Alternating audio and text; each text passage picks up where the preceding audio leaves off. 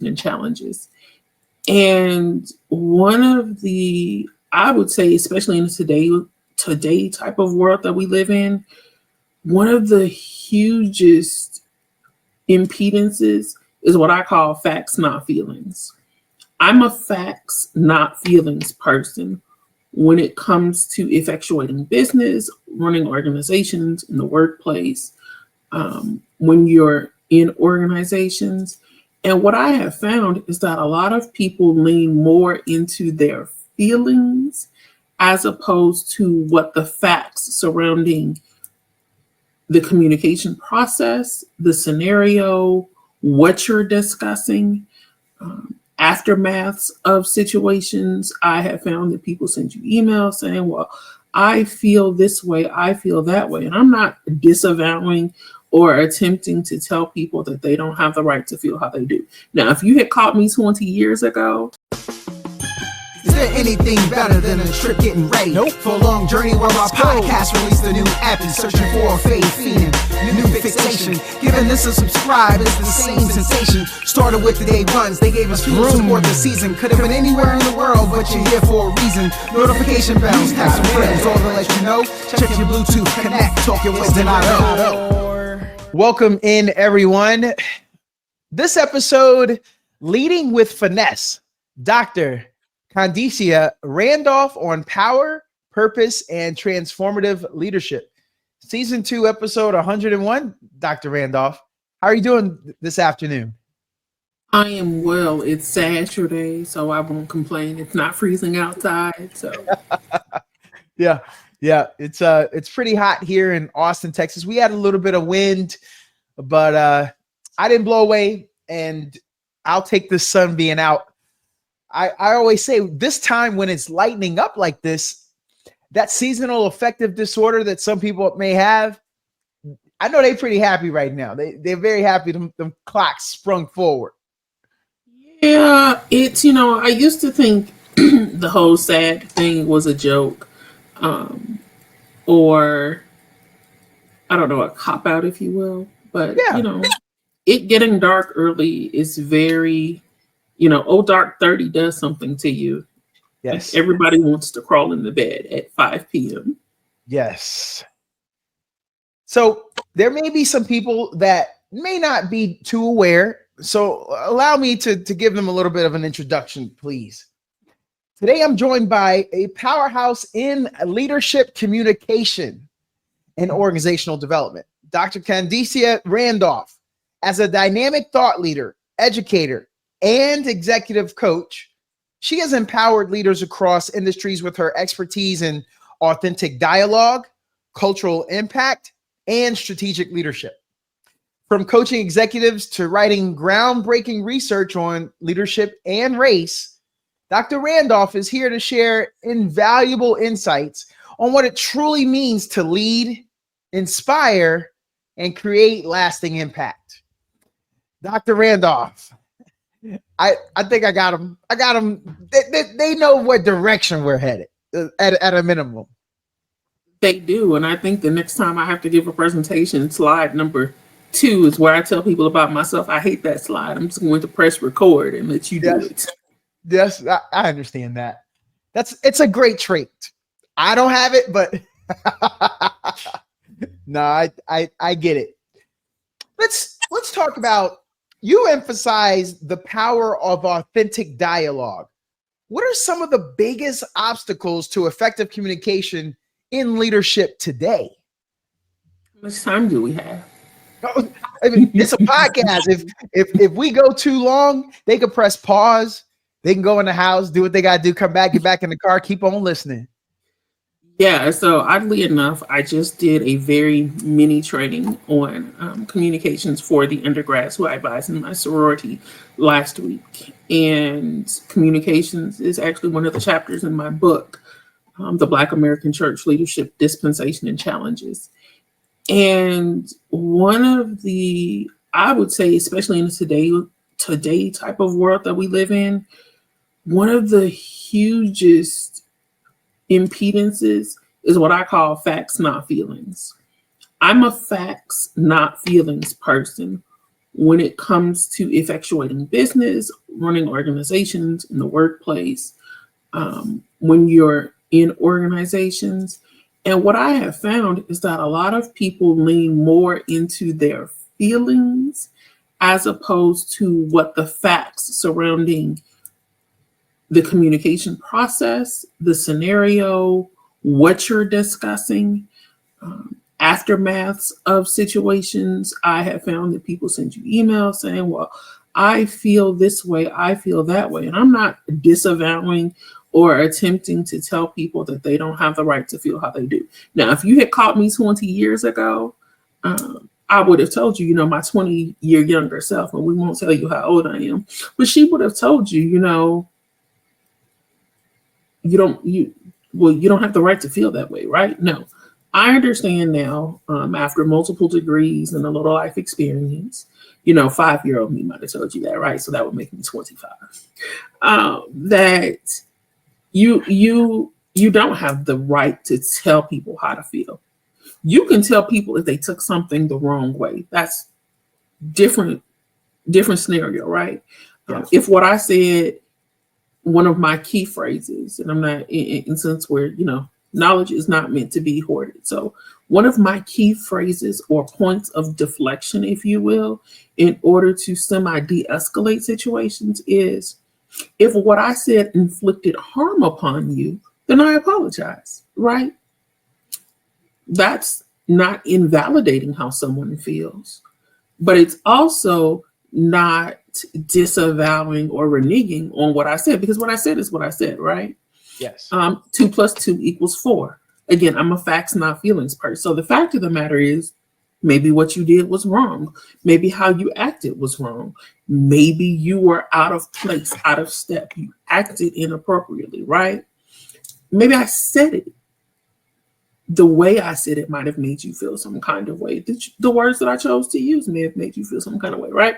But I found that in this wonderful world of leadership or development, member-based organizations, and just humans overall, they lean more into their feelings than what the fact of the matter is. Now, you might say, okay, well, how does that affect communication, right? Well, research shows us that communication is 90% emotional and only 10% rational, which drives me crazy because people do what? They shoot from the hip.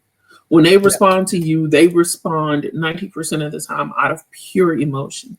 And many people I have found, especially those in leadership roles, don't know how to regulate that emotion.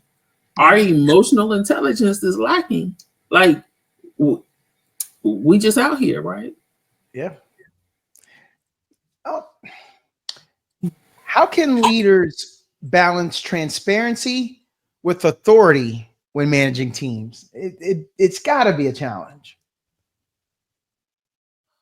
Okay, so here's the thing about transparency. People love to use that word. I think it's a buzzword. Quite frankly, it gives the perception that if I use the word transparent, then you're telling me everything and you're being open and honest with me and I can trust you. I'm not saying that the word transparent is a faux pas word. It has its place, but I think it's like a lot of other words that, especially when you talk about, as you mentioned earlier, org development or in any type of organization. So let's be clear. When I use the word organization, the word organization for me applies to a myriad in any type of organization, a for-profit business, a nonprofit, a member-based business, a church, a synagogue, what have you. People in organizations, I feel a lot of the times use the word transparency in a genuine and maybe not so genuine sometimes approach to attempting to engender trust. So if I tell you I'm being transparent, hypothetically speaking, it means that you should trust me because I'm giving you all of the information that you need in order to do your job, in order to make an informed decision, to be a stakeholder, to feel empowered. So theoretically, I am empowering you or imbuing you with power. But in all actuality, a lot of people are not transparent. People fake the funk. people lie. I'm not a person who I don't mince a whole lot of words, right? People lie. People fake the funk. And I think that people do it under the auspice, I know that people do it under the auspice of transparency. I'm telling you, as your leader, I'm being, quote, transparent. But if you actually understand what the word transparent is, water is transparent. Yeah. What human is really walking around being clear as water every single day? What CEO, CFO, COO, VP, associate VP, director is really giving every person in that organization all of the information? Yeah. We're not. When you really think about it, your custodial engineer is a part of the organization. Your receptionist, your secretaries, and anybody who knows anything about the way organizations and companies operate, we don't tend to put a lot of stock or value in those people who are at the bottom of the totem pole. Yep. And so why, as a person who's at the top, especially not a person who's considering those people, am I really being transparent? Am I really telling them everything? Yeah. No.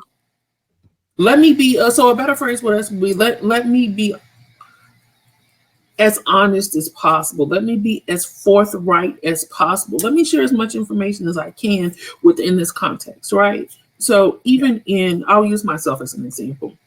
As I mentioned, I'm in a sorority. I'm going to go ahead and get it out the way. I am a proud life member of Zeta Phi Beta Sorority Incorporated. That being said, I am. All right, there we go. I got my brick right there. I don't know if you can see it. Lord, young people. Yeah, it's behind your head. I got it. Okay. So I'm my chapter president, but in addition to being chapter president, I am also an international appointee of our international president and CEO, which requires that I had to sign an NDA. Why? Because I interact with our executive directors, our Q staff. I interact with other directors on the international level. I interact with our president and CEO, our first vice president. And some of that information is sensitive.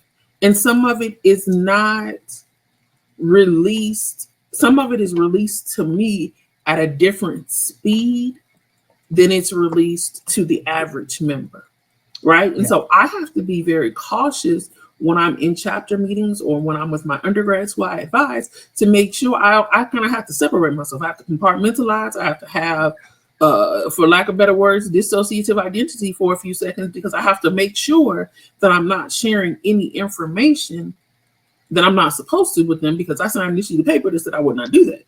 Yep. Right. And so, in those situations, what people should really be saying is, I'm sharing as much as I can.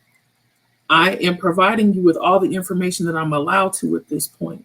I promise that at a future date, it'll all become clearer. I'll give you some more information as time elapses, but as for the here and now, this is what you need to know, right? That's actually more authentic communication, because then we're being honest, as opposed to saying, in the sense of, in the spirit of transparency, but there's always something, once you get in huge conglomerates, it's always something you're not telling. Yeah. You could think about the family dinner table. It could be 10 of y'all at the dinner table, and somebody says something and everybody gets quiet. And when you're the person who doesn't know why everybody's quiet, you don't know what they're not telling you, but you know that they're not telling you something. Yes. Or when you say something wrong that triggers something and everybody clams up, you're like, what do people say? What did I say? Right? Because their body language communicates that you just stepped on somebody's toes, you just hit the nail on the head, you asking the question we all want to ask, that relative brings somebody new to the table that you've never seen before. Everybody just keeps eating, like this new person isn't sitting at your table. And then all of a sudden that one relative, who's probably me sometimes, is like, so who's he or she? They just like, I've been here for X amount of years, never seen them before, right? So that word transparency, it's what I call a trending word. It's a buzzword. And I'm hypothesizing that 10, 20 years from now, it will be replaced by some other word. Yep. What role does storytelling play in leadership and organizational development? Did you read my book? You're hitting all the points, right? So research also shows us that narration has the highest retention probability. So in other words, when people talk in stories, when they give examples, like I just gave the example of being at the dinner table, when people use narration in their communication or to drive home a point, it's remembered. The statistics show that people remember what you say more and more frequently and more of what you remember. And the reason is because narration and narrative storytelling evokes emotion. And emotion is what? 90% of communication. And so if I can tap into, whether consciously or subconsciously, tap into some emotion that you connect with the point that I'm talking about or presenting about or even reading about, right? Think about a book that you've read. There are some books that suck you in because you see exactly what they're talking about. For me, it's Becoming. Although I'm still not done with it, it's sitting over there on the table. It was a very easy read for me. Not just because it was a biography or a biography of a Black woman, but because Michelle Obama and I actually grew up in that same neighborhood. We went to the same high school. And so reading a lot of her story resonated quite familiarly with me. And so it's a very easy read because why it hit all of those emotional points for me. You know, not just as a Black woman, not just as an educated Black woman, but as a Black woman who's in the Southside of Chicago, the same neighborhood, went to the same high school. I remember parts of her story more easily than if I had read someone else's biography because it did not evoke that emotion. Yeah. You've spoken to diverse audiences, from corporate executives to community organizers. How does your approach to leadership training differ across these groups? I'm sure you tailor it. Yeah, and actually that's one of the key throngs, if you will, of effective communicating. You have to know your audience. If you do not know your audience, then you're not tailoring it properly. So for instance, if I'm talking to fifth graders about communication, my examples are going to be much more base level, more primary than if I'm talking to high schoolers. When I am talking to, and I have to remember sometimes, when I'm talking to my undergrads, I have to remember that they are new. They're not just new to the organization because they just got here less than a year ago, but by comparison, they're new to life. And my experiences, my vocabulary many times, the in-depth thought processes and analysis that I have, they don't always share those because what? They're undergrads, they're in college. And I told them this, I was like, don't take this the wrong way, but you guys are kids to me. I said, not because I don't think that you're responsible, not because you don't go to class or don't go to work or whatever the situation is. I said, but I've been where you've been and I've done that already. And so I'm always kind of thinking, several steps ahead of you. And so when I do presentations to them or when I'm talking to them, one thing that I'm very cognizant of is trying to give not just examples of relevant things, but when at all possible, integrating some of their language use. Not a lot, because God knows I don't understand it, and we laugh about it all the time. I'm like, I don't know why you kids want to eat everything. Why do you keep eating? Why did this whole eat phenomenon is annoying? Y'all got to eat everything. It's annoying. Like, how was the picture eating? Explain that to me, right? And so when at all possible, I use their language because obviously it connects with them. I try to, again, you give relevant examples to the particular group that you're talking to. When I'm talking to upper level management, you use numbers, figures, bottom line. You talk about key stakeholders, right? That's the language they speak. There was a client that I had who is president of a board of a nonprofit. Him, his wife, and his father, I believe, who is now deceased, started the organization. And when I started working with them, think the organization had been in existence, meaning they had founded it about 12 years prior, but they had not done much work on fortifying the organization, growing, expanding, and ensuring that sustainability component, which is where I came in.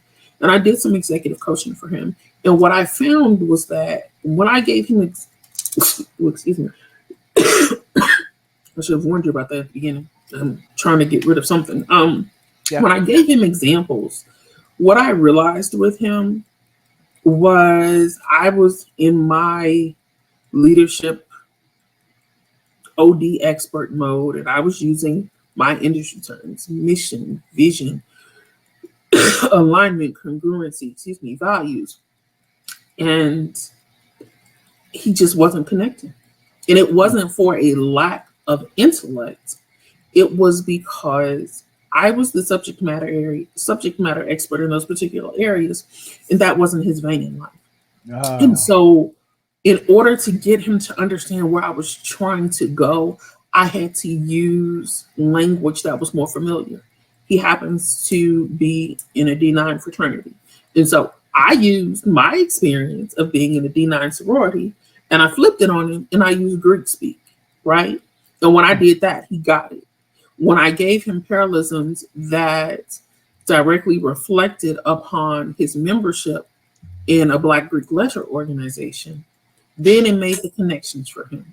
When I told him that one of the reasons we had to work on the sustainability component was because I said, once you decide to no longer be the president and step aside, you want to make sure your organization moves on. I said, for instance, your undergraduate chapter that you became a member of.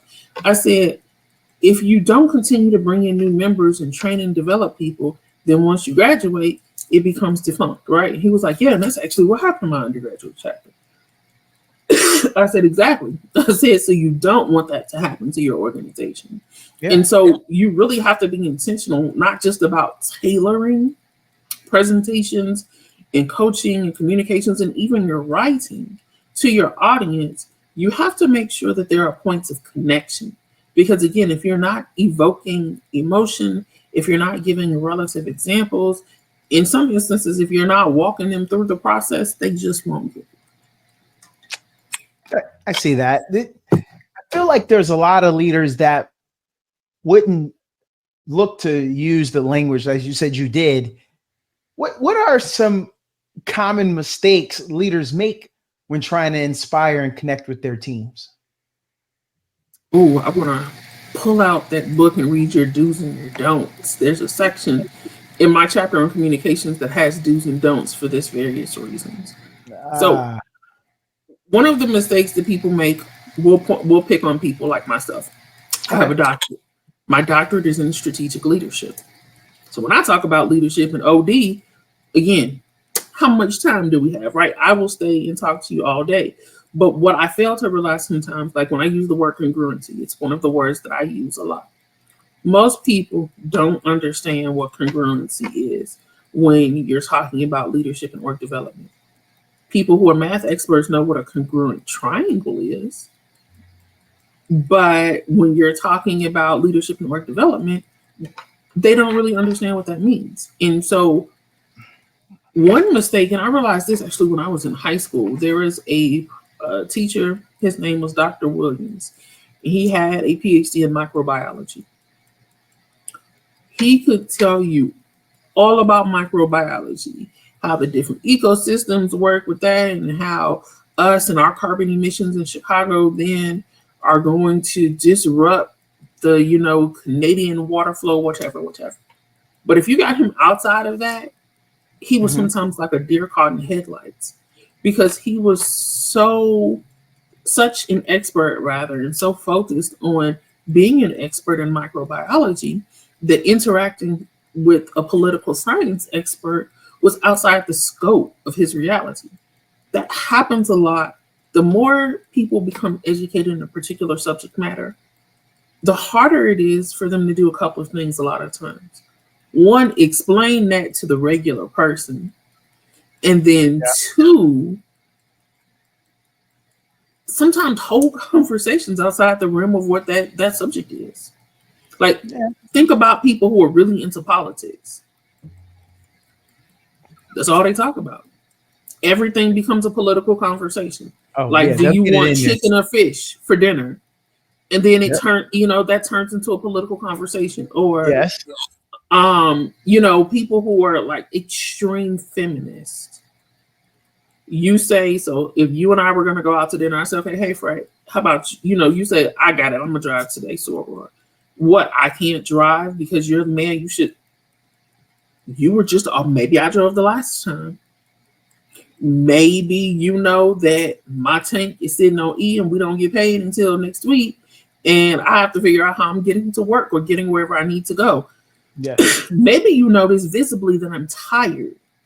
And so you feel like, okay, I'm going to be a gentleman and pick up the slack and I'll drive. You don't, right? But people who have certain mindsets, and I've been in situations with people like that who are extreme feminists, it's like everything is an attack on their femininity. Why? I can't drive. I don't drive as well as you do. You're the one who has 3 speeding tickets in the last 5 years. I don't have any. You just got a moving violation last week. I don't like.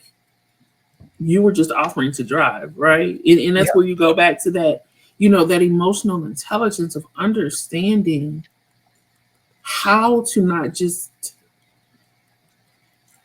regurgitate the expertise that you have in a particular field, but how to do it in a digestible manner. So the way that I just phrased it, I often find myself phrasing it in those big words and sometimes overly educated words. And then I have to repeat it and break it down. Because when you say it the way that I just said it, it's not that it's not understandable. It's that it's convoluted. Yeah. And then I use words like convoluted instead of just saying confusing, right? Or just twist it up. Exactly. Yeah. And so you have to really tailor. It's not just about words. It's about sentiments. It's about relative examples. And it's about being engaging. You could have a person who is communicating the right information with the right level of vocabulary, the right level of in-depthness, or just not a depth of information, but kind of a breadth of information of hitting high-level overviews on different subjects. But if they're not engaging, no one's paying attention. Your research explores the mitigating effects of race and culture on leadership. Can you share some key insights on how organizations can foster more inclusive leadership? Yeah, first of all, have some more of us at the table. So, and I respect the right not to be political, and so I'll say this without putting a political spin on it. The sheer numbers tell us that the number of CEOs who are, for instance, Black in America, it was 5. I think we've gone down to Fortune 500 companies. 5 women of Fortune 500 companies. Okay. The number of just Black people, period, or brown people, is indigenous people, people who are not there due to a nepotistic system, right? So if you're people who have disabilities, both noticeable disabilities and those that are not noticeable, those that might be physical and those that are cognitive, right? Yeah. How many times do you see someone who's executive VP that's in a wheelchair? And not in a wheelchair because maybe they have a broken leg, but in a wheelchair because they have muscular dystrophy or because they're paralyzed or who may have a speech impediment. Yeah. Or who is blind. Yeah. And I get it. Obviously, there are challenges with understanding inclusivity, but that's part of why my particular research focus and why I look at the mitigating effects of culture and races, because most of the leadership research is written by Western white males. And after that, your highest volume is Western white females. And so when we talk about things that are necessary and inherent to effective and extraordinary and exemplary leadership, you talk about things such as cultural competencies. In order for you to communicate effectively, you have to be culturally competent. Yes. Well, if you don't have cultural competencies or abilities, then that means you're not really as effective of a leader as you might be. If you're not being inclusive, and if you don't have a varied demographic and population that you're circling yourself with, then you don't have those abilities. And so when you send out a letter to your 20,000 employees and you say something like, Happy Juneteenth. Today we celebrate, when Black people weren't slaves anymore. Well, it's not really what Juneteenth is. I mean, that's a very shallow understanding of what Juneteenth is. And it doesn't take into consideration the forced enslavement after the Emancipation Proclamation. Yes. It also doesn't take into consideration that the Emancipation Proclamation was never really meant to free those who were enslaved. It was just a war tactic. But that's, that's neither here or there. And that's my political science degree speaking. But when you don't have a true inception of diversity and understanding that diversity is not just based on the number of Blacks, Latinos, Asians, Indigenous, people with disabilities, cognitive issues at the table. It's having a diverse populations of those groups of people. I'm not, me being Black is great, but I'm not, my perspective in life, my experiences in life, my learned experiences are not the same person who is Black and whose mother died when they were in 5th grade and had to be raised by a family member maybe they didn't even know. That's not my story.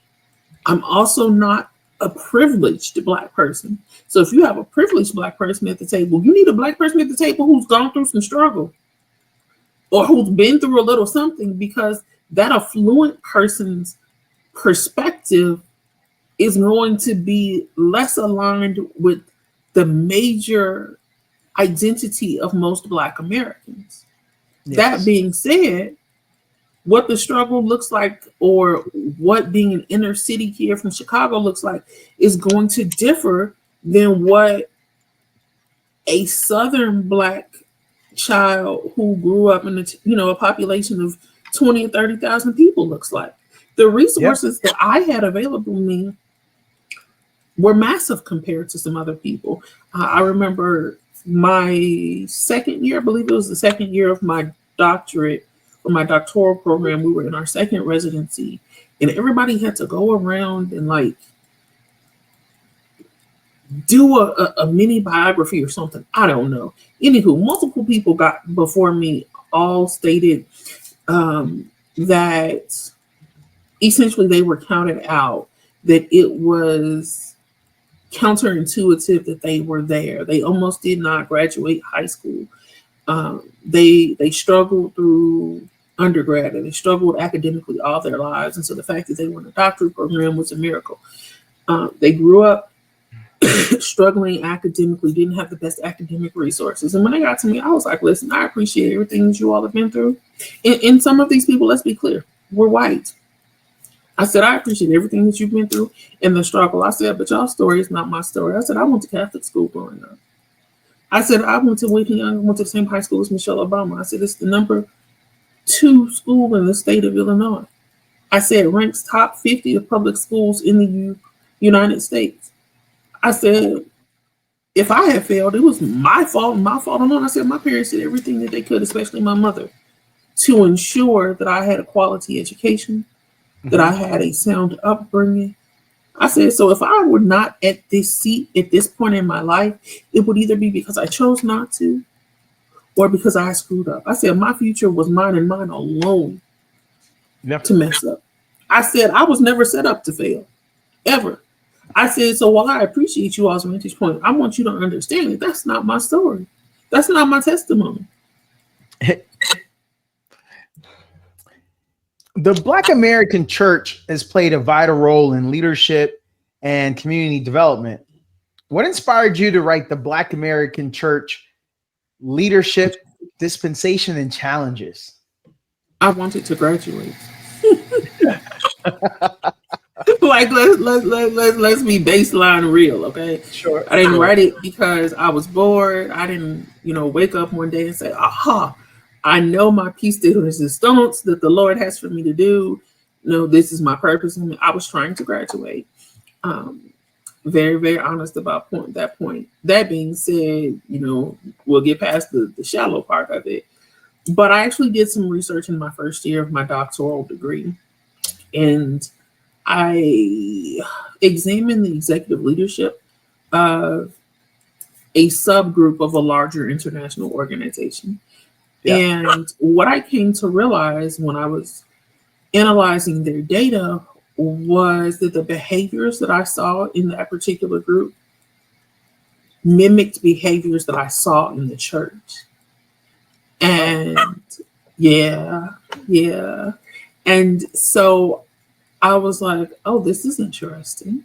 And so then me being me, I asked myself, I said, well, did this group of people, who again is a subset of a larger multinational organization, so did that group of people influence the church to show these behavioral incept and adopt these behavioral challenges? Or did the church push them out to the rest of us? Right. Yeah. And so then after I asked my question, I said, well, by sheer chronology, it had to have been the church, because the first Black church in America was the AME Church, which was founded in the 1700s. So that is the base premises of where it all came from. And once I did, because I was participating in a research conference. So after doing the research conference, doing the presentation, presenting the research, that's when I knew what I wanted to do for my final manuscripts. And as I researched it and as I wrote it, it was my intent then to ensure that it became a published piece of work, because I believed that the world needed to see it. And that it wasn't, because if you read the book, it's not a church book, right? We're not, the book is not a feel-good church book. It is very much a leadership book. I had to use the ethnographic and anthropological route in order to get where I wanted to get to academically, because I couldn't just jump in and start talking about challenges that might be facing us.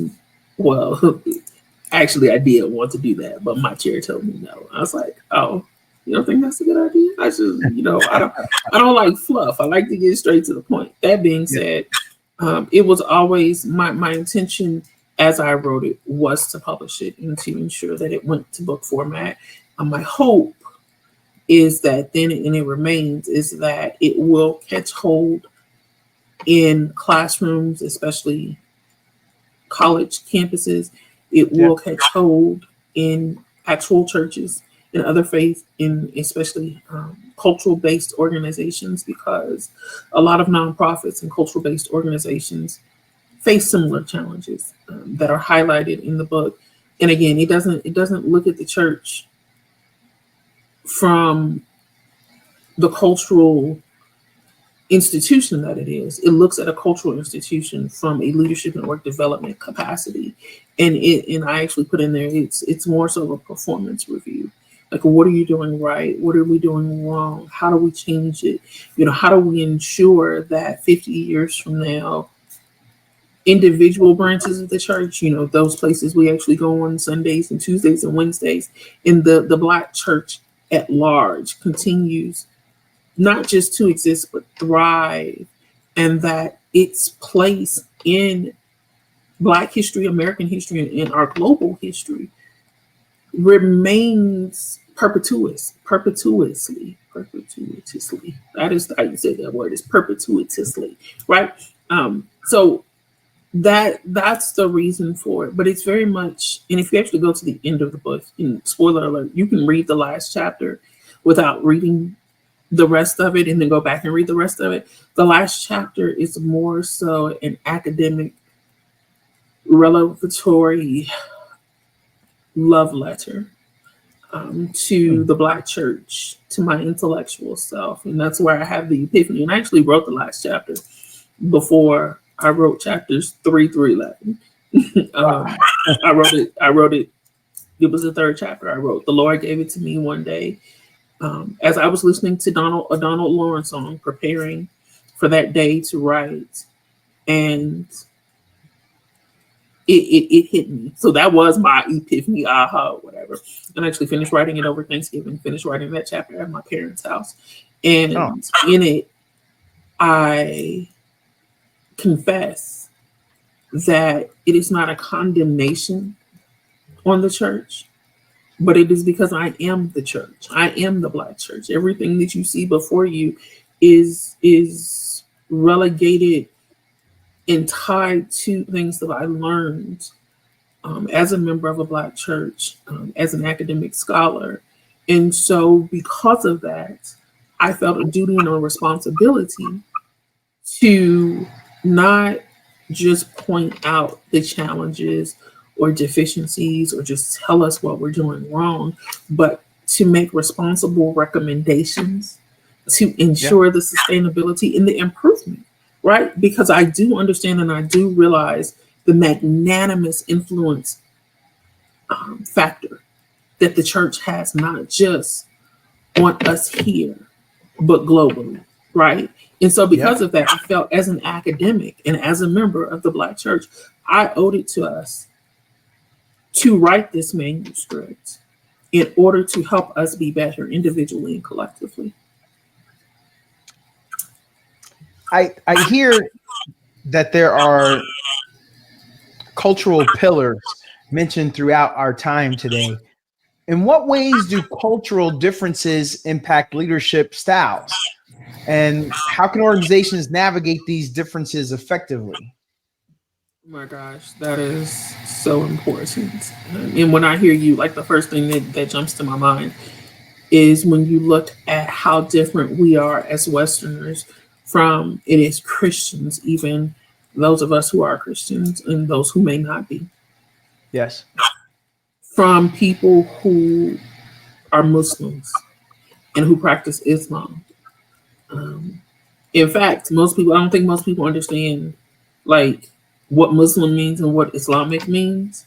And the words are used interchangeably in our society, such that if you don't care enough to look it up, you don't really understand. And it's not, and there's actually not, it's not a separate, some people even try to say that, oh, if you're Muslim, you're not Islam. No, Muslims are people who follow the Islamic faith, just like Christians are people who follow the teachings of Christ, right?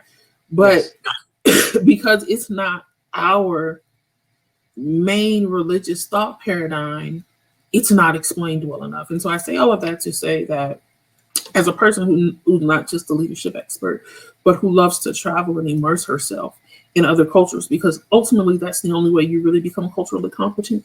Reading books, watching movies, documentaries probably help more than watching movies and TV. A well-written, actually transparent and authentic book gives you a lens into other people's lives, and that helps. But to go and to experience it, whether it's traveling to another country or whether it's going to, a section or a subset of a demographic population within a city. I'm from Chicago, and so we have a part of town where people who are Jewish live, and then there's a part of town where people who are Greek. We have a little Italy. We have places where there's a high concentration of Mexicans and Puerto Ricans and Africans. And so going into those neighborhoods, right? If you think about Mexicans, Chipotle is Tex-Mex. It's not real Mexican food. You can't think that you're somehow an expert in Mexican cuisine by going to Taco Bell or Chipotle. Like, that's absolutely blasphemous, right? Yeah, it is. If you want to get to understand more nuances of Mexican cuisine, like, you got to go to the places inside the grocery stores. Like, at home, we have inside the Mexican grocery store. This moment we go to, not too far from my parents' house. They cook the food in there, right? If you go to some parts of Chicago, you can just drive up and down the streets, and there's people selling from carts homemade tamales, right? That's the authenticity of Mexican cuisine. Yeah. As opposed to, again, going to Chipotle or going to Pancheros, which I don't even like. So again, that being said, that's really how you become more astute as a leader. It is by immersing yourself, but then you have to. So when you're to the other part of your question, when you're communicating, again, one population of people that immediately pops in my mind are Muslims. And while I understood by proxy the separation and the social gap and the wage gap and the equality and inequity between men and women in traditional Muslim societies, it was not until I went to Dubai and experienced being seen by some men as less than a human that I truly understood. Like, you're shaking your hair, bro. I'm here to tell you, when we got off the plane.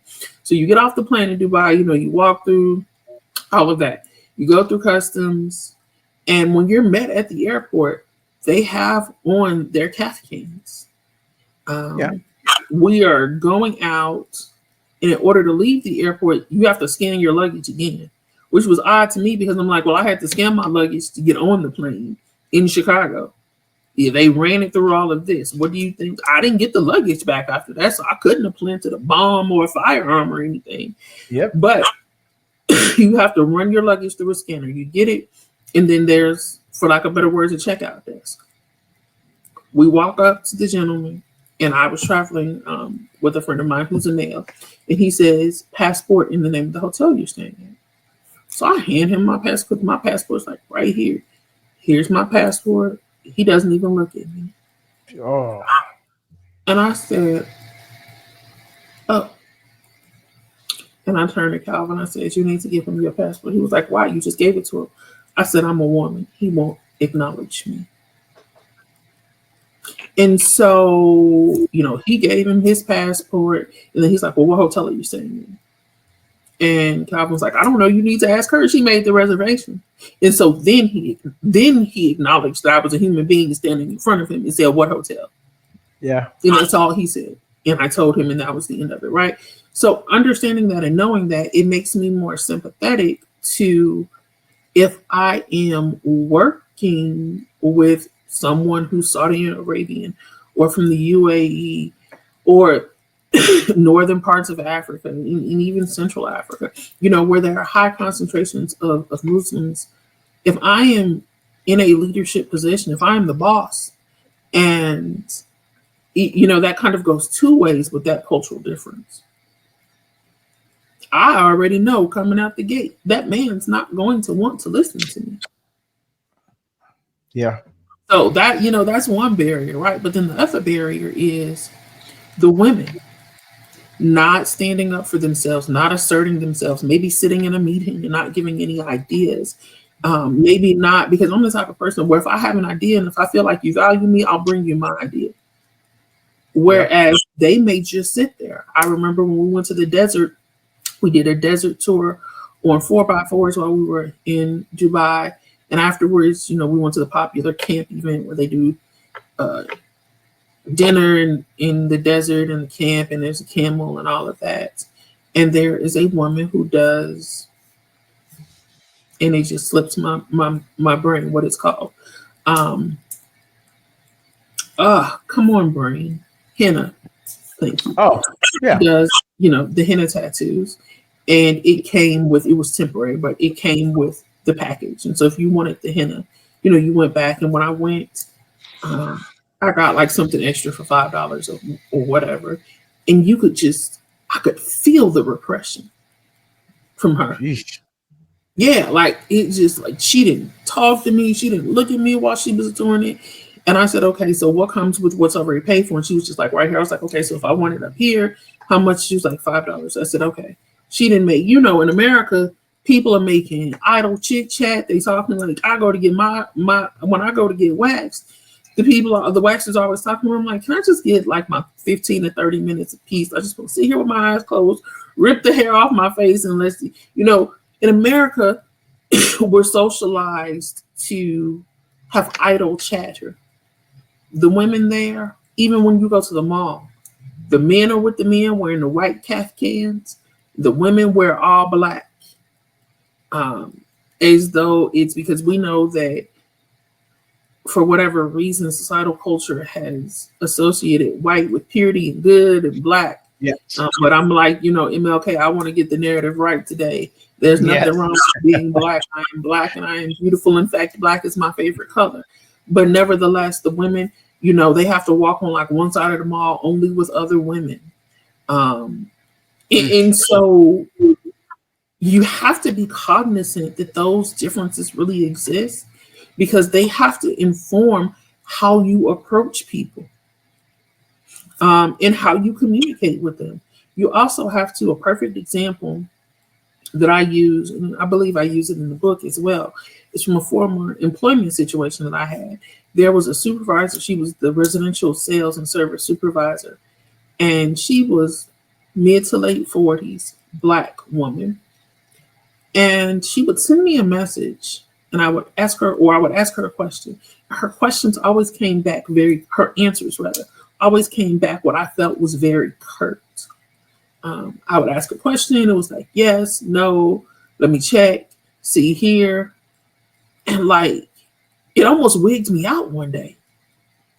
And I think if I had not been a doctoral student at the time and had not studied communication and emotional intelligence, and I'm really grateful for that part of my studies because it increased my emotional awareness and my emotional regulation, which thereby increased my emotional intelligence. And instead of going off like other people might have and ask her, why do you always give me these short answers? Is there a problem? I took into consideration her demographics. Mid to late 40s, Black woman. I think she never mentioned her father, always mentioned the mother. So she might have grown up in a single parent household. Being in that age group, you did not talk back. If you were asked, were the dishes clean? Yes or no. If it was yes, life was good. If it was no, you had some problems. And if the answer was no, I don't want it. No, your mother, your grandmother, no. There's no explanation why it's not done. Either you're running to do it or your life's about to be a little different, right? And that's all I'm gonna say. And so I had to realize that her curt or her short answers weren't a show of disrespect to me, and it wasn't her lack of communication ability. It was part of who she was. It was cultural relevance. And so I had to be culturally competent enough to understand this is why you communicate with me this way.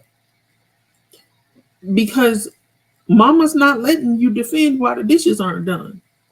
You might get to plead for your life, but you're not giving her an explanation. Oh, it's because I fell asleep and now today they do a little different, right? And you can do all of that explaining.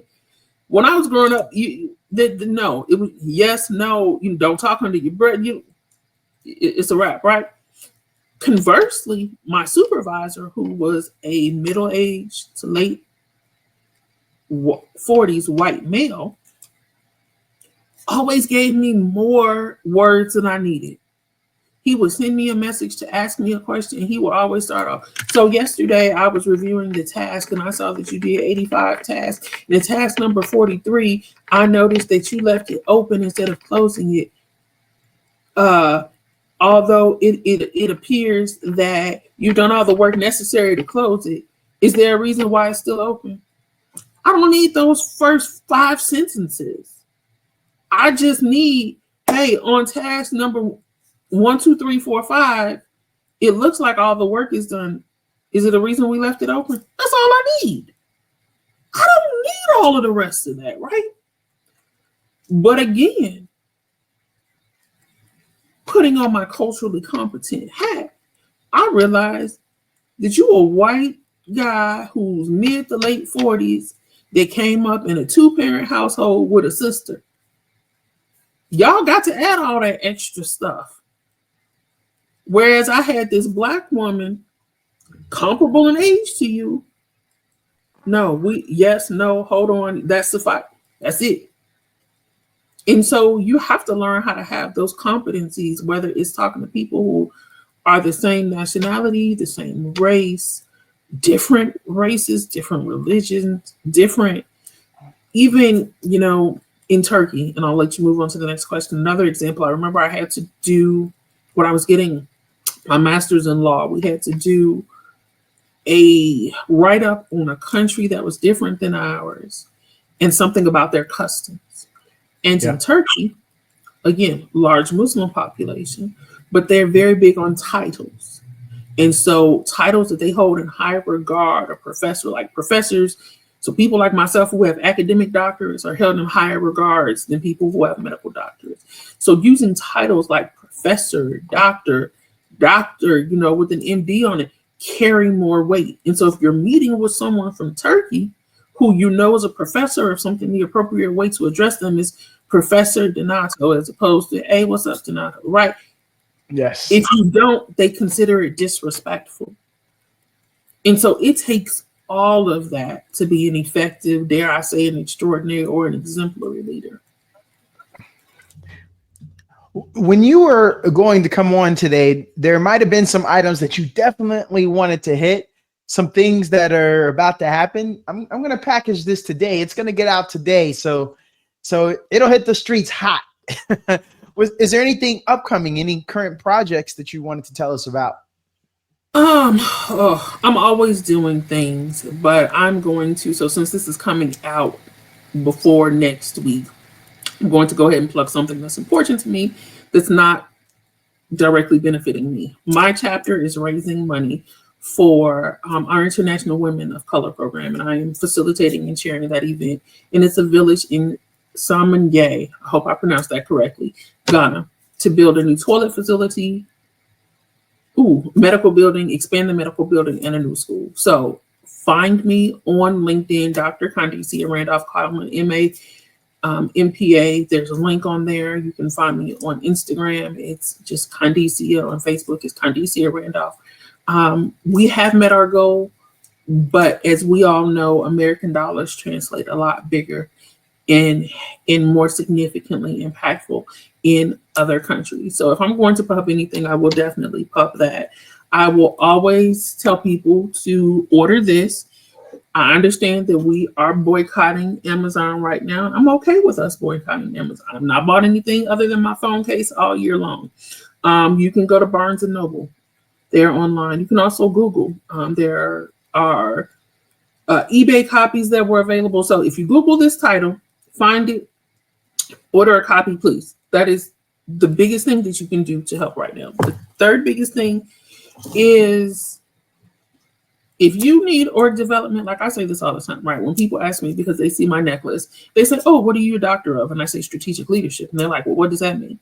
I'm a leadership and org development specialist. I help organizations figure out why they're not operating effectively and fix their problems. I help people become better leaders, identify their leadership styles. And people always say, oh my God, we need that here, right? Well, when I talk to the average member of an organization of a company, this lady told me that at Casey's gas station 2 weeks ago when she read my necklace, and I told her, she was like, oh my God, we need it here, right? So if you are watching this, if you are hearing this, I want you to go to your supervisor. If you are the supervisor, I want you to go to your boss. Guess what? If you're the CEO, CFO, AVP, associate VP, if you're the owner, I want you to contact me. You can reach me at Dr. Khandicia Randolph, so DrKhandicia@gmail.com. You can also visit my website, which is https://finerconsultingservice.com. It is the company website. Book a consultation with me. There is no need in today's world where people like myself who are walking around with all this information in their head for us to be operating ineffectively, inefficiently, to have poor communication skills, not to understand how to write mission statements, not understanding how our values tie into everything we do. I had an opportunity this week to teach one strategic planning class, and that was for Zeta. So that had an international audience, and then I had the opportunity to do one for the Black Women's Roundtable in Virginia.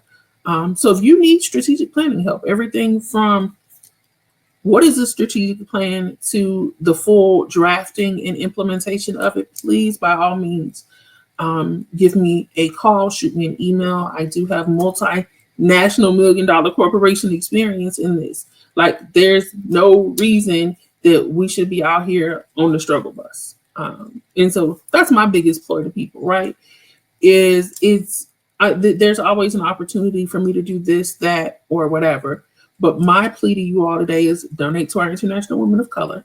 There are no fees. We're using Zephy, so shout out to Zephy to make it free for nonprofits. So there are no fees that you have to pay, but help us kick off our 20th anniversary celebration, which is a week from today. I'm a charter member of my chapter, and so the work that we do is very important to me. So aside from being a leadership expert, I always try to improve the condition of humankind. Order the book right now. Order one for you, your mama, your cousin, your best friend. I've had several people order them for their pastors. So make sure they read it if you order it for them, because it doesn't help to have it if you don't read it, right? And by all means, hit me up either on social media or on my website, and let's get to figuring out how to get people to operate more effectively and to be honest and open and authentic in our communications, right? Let's move this year in 2025. Let's shift to a facts, not feelings mindset. Dr. Khandicia Randolph, I'm telling you that was a speedy hour.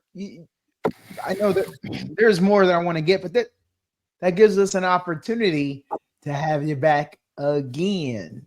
So in the comments, y'all let us know. And if you got some questions, write them so we can pass them off to Dr. Randolph. Dr. Randolph, again, thank you for talking with Donato. Thank you for having me. Have a great day. You too.